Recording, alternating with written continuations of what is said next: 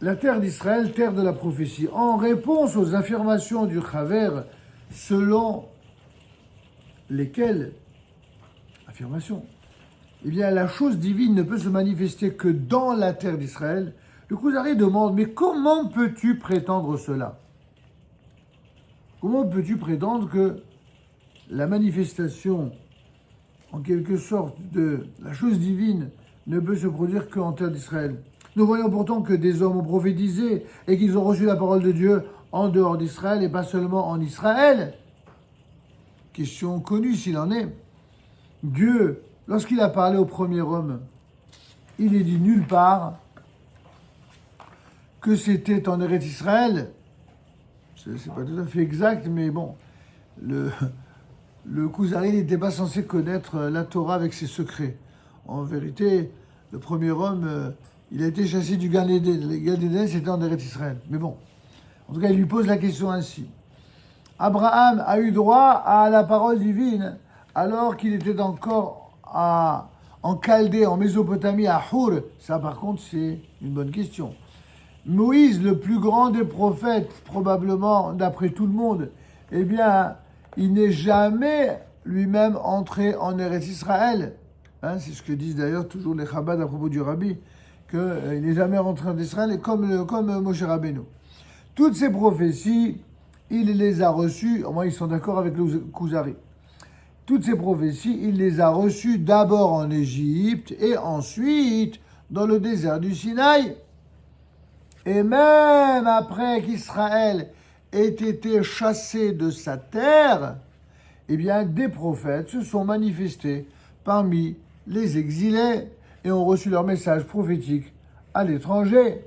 En effet, on a vu la prophétie de Jérémie, Yirmeyahu an-Navi, en Égypte, où on a également assisté aux prophéties de Yechezkiel et de Daniel en Babylonie, à Babylone. Toute la Bible en témoigne. Il est donc prouvé que Eretz Israël, d'une certaine façon, ne possède aucun avantage particulier, en tout cas, n'a pas l'apanage exclusif en ce qui concerne la prophétie et la relation entre Dieu et l'homme.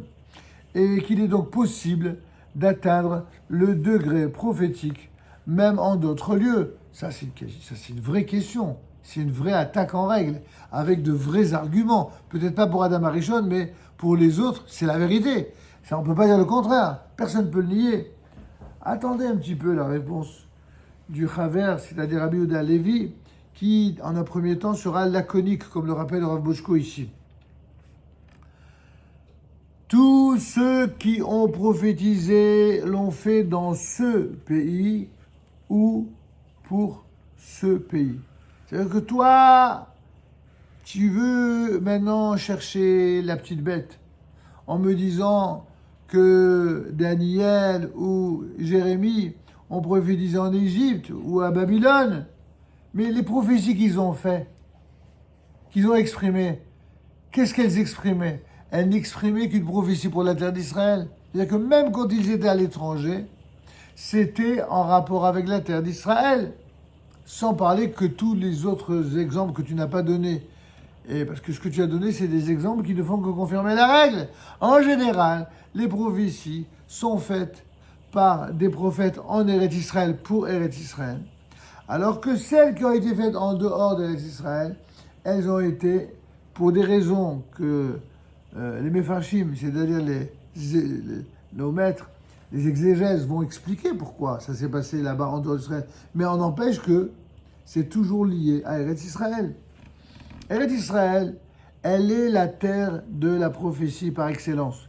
La prophétie n'appartient pas la prophétie n'appartient par essence, c'est-à-dire de façon fondamentale et ontologique en tant que telle, qu'à la seule terre d'Israël. Quant aux exemples que tu as cités, nous dit le Chaver, rends-toi compte que le contenu de ces prophéties concerne de manière directe la terre d'Israël. Pour commencer, nous savons par tradition que le premier homme a été formé en terre d'Israël et qu'il y est mort. C'est ce que je vous ai dit moi-même en réagissant. c'était en terre d'Israël. Contrairement à ce que tu affirmes toi, Kuzari, non. Tu dis c'est écrit nulle part. C'est faux, relis la Bible. Tu verras que l'homme a été chassé du Gan Eden, et le Gan Eden, il est en terre d'Israël. Lui et sa femme, c'est-à-dire Adam Arishon et Chava, sont enterrés où? Mais dans le caveau de Marpella, qui est également en terre d'Israël. Maintenant, les échanges de paroles entre Dieu et lui ont donc lieu en Eretz Israël. Quant à Abraham, certes, Abraham a eu certes droit à la prophétie, et même en dehors du pays, c'est vrai. Mais en fait, c'était afin qu'il prenne lui l'initiative d'y venir pour lui donner à Abraham le mérite de répondre à l'injonction divine lorsqu'il lui a dit Lech lecha me'artzecha u'mimoladecha el haaretz asher areka, va-t'en de ton pays, de ta patrie, vers le pays que je t'indiquerai. Ça, c'est l'ordre divin qu'Abraham va accomplir, et c'est grâce au respect de l'accomplissement de la mitzvah divine qu'il va effectivement se retrouver en terre d'Israël. Donc, entre-temps, il va effectivement prophétiser, mais prophétiser à l'adresse et avec pour objectif la terre d'Israël. Quant à l'Égypte, elle se trouve à l'intérieur des frontières d'Eretz Israël qui s'étendent jusqu'à la mer Rouge.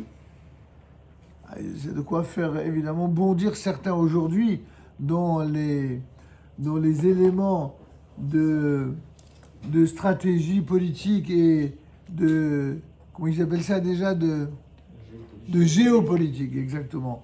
Dans la géopolitique, elle est dictée non pas parce qu'elle est écrite dans la Torah, mais parce qu'elle est écrite par les gens qui ont fait l'université. Sauf que en ne limitant leur compréhension qu'à leur intellect et en tournant le dos à Dieu et à leur âme, ces gens-là, malheureusement, n'ont qu'une parcelle de vérité. Et même si ça leur déplaît, c'est pas grave, tôt ou tard, le peuple d'Israël reviendra à la totalité des terres qui lui sont dévolues, telles que la Torah nous l'enseigne. Et ça s'étend, comme il dit, jusqu'à la mer Rouge. Les prophéties de Moïse et de Jérémie ont donc eu lieu en des endroits qui sont bel et bien propices à la prophétie d'Eretz Israël. Quant à ces personnages qui ont vécu dans le pays et qui ont dû en sortir pour des raisons conjoncturelles précises, ils possèdent encore en rémanescence la dimension divine et la capacité prophétique qui ne les quitte pas immédiatement. Et c'est d'ailleurs pour cette raison-là que Ézéchiel et Daniel, ces fameux exemples que tu nous as donnés, Ézéchiel et Daniel qui ont d'abord vécu en Eretz Israël, en effet, grâce à la bracha et l'inspiration divine d'Eretz Israël, ont pu ainsi continuer à prophétiser à l'étranger. Donc contrairement à ce que tu prétends, c'est toujours soit pour une prophétie qui est liée à Eretz Israël, soit grâce à la bracha qu'ils ont recueillie, dont ils ont bénéficié lorsqu'ils étaient eux-mêmes en Eretz Israël. J'ai trouvé comme une allusion à cela dans le domaine de la halakha. Le Sanhedrin seul est habilité à fixer les néoménies des fameux Rosh Chodesh, et ce, exclusivement en Eretz Israël. Tous les grands poskim le rapportent, et notamment le Rambam. Mais celui qui a reçu en Eretz Israël l'habilitation à fixer la néoménie, on parle notamment des sages du Sanhedrin, eh bien lui peut continuer à le faire même après avoir quitté le pays, comme ceci nous est rapporté dans Masechet Brachot à la page 63a. Ainsi, la puissance d'Eretz Israël est encore effective comme lorsqu'il s'y trouvait.